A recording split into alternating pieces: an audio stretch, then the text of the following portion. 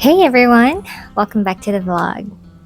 If you're new here, my name is Pia and I used to be a flight attendant for a decade before I made a huge career shift into poultry farming. I know it's a big change, but it has been an incredible journey, and today I want to share one of the most important things about this business: how we compute our profit. Now that our new batch of layer chickens is at its peak production, I guess it's the best time to go over the numbers. But before we begin, just want to remind everyone that we are based in Central Visayas of the Philippines. So our experience might be different from farms in other regions or countries.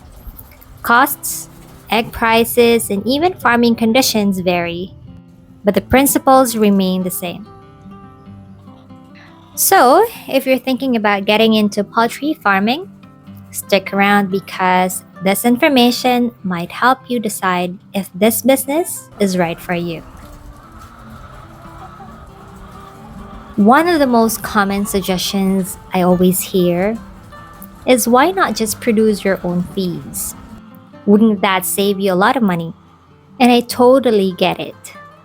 After all, 70% of our expenses go directly to feeds. At first, we also thought about making our own. But after a lot of research and real life experience, we decided that it wasn't the best choice for us. And here's why. It's too time consuming. If we only had a small scale farm with around 500 hens, maybe making our own feed might be doable. But once you go beyond that number, sourcing raw materials, mixing the right proportions, and ensuring quality becomes a full-time job on its own. Right now, our farm consumes 5 sacks or 250 grams of feed per day. Just imagine having to process that daily, just on top of running the entire farm.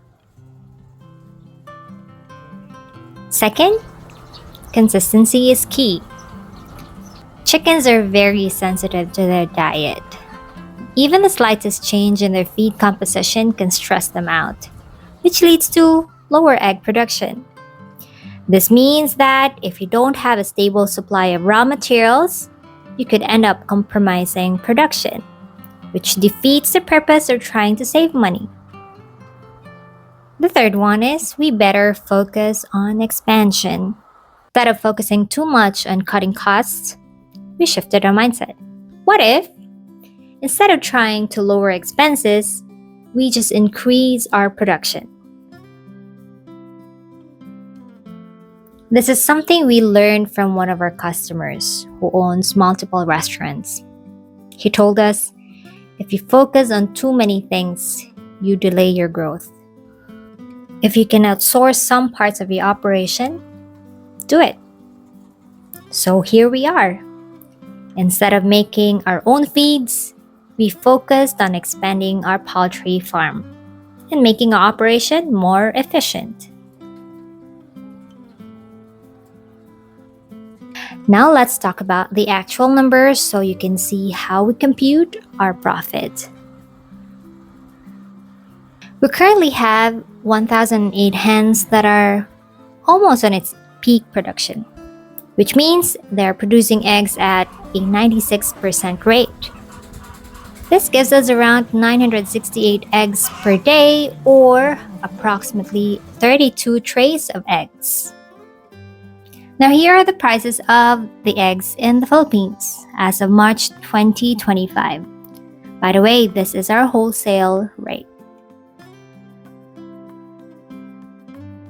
Now, to stay conservative, let's assume that we sell all our trays at a lowest price per tray.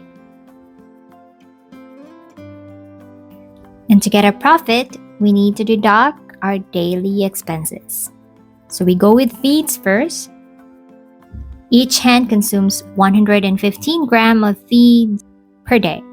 108 hens times 115 grams, that would mean 115 kilograms per day. Our current feed price is 1,630 per sack or 50 kilograms, which means the price per kg is 32 pesos and 6 centavos.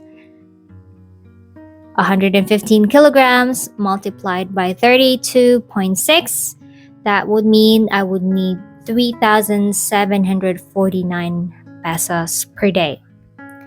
Now let's go with the vitamins and medicines. We normally allocate 2,000 pesos per month for the supplements and medicines.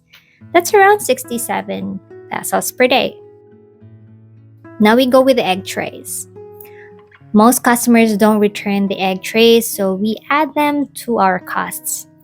Each tray costs about 5 pesos, and we use 32 trays per day. 5 pesos times 32 pieces, that would mean we would need to spend 160 pesos per day. So the final profit calculation per day would be, and the net profit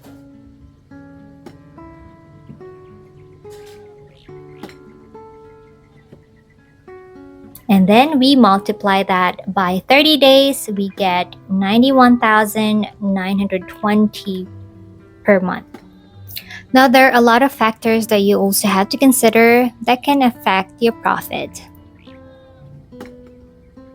Of course, this number fluctuates depending on the egg prices, chicken health, and production drop. So egg prices go up and down depending on supply and demand. Chicken health, if there's a disease outbreak, medication costs could rise. And production drop.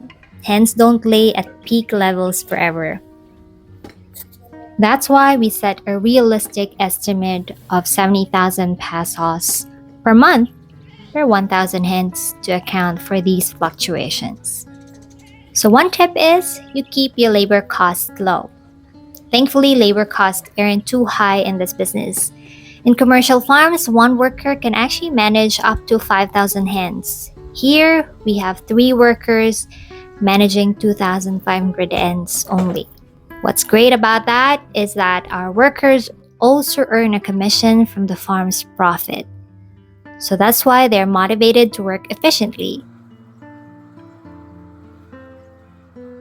So for those who are starting out, you don't even need to hire labor right away. If you start small, you can manage the farm yourself. So here are my final thoughts and takeaways. Running a poultry business is not easy, but if you do it right, it can be very profitable. Here are the biggest lessons we've learned. Scaling up is more important than just cutting costs. Focus on efficiency and consistency, especially with feeds. And plan ahead for when production drops. And that's it for today's vlog. If you find this helpful, don't forget to like, subscribe, and leave a comment below. And until next time, I shall see you again.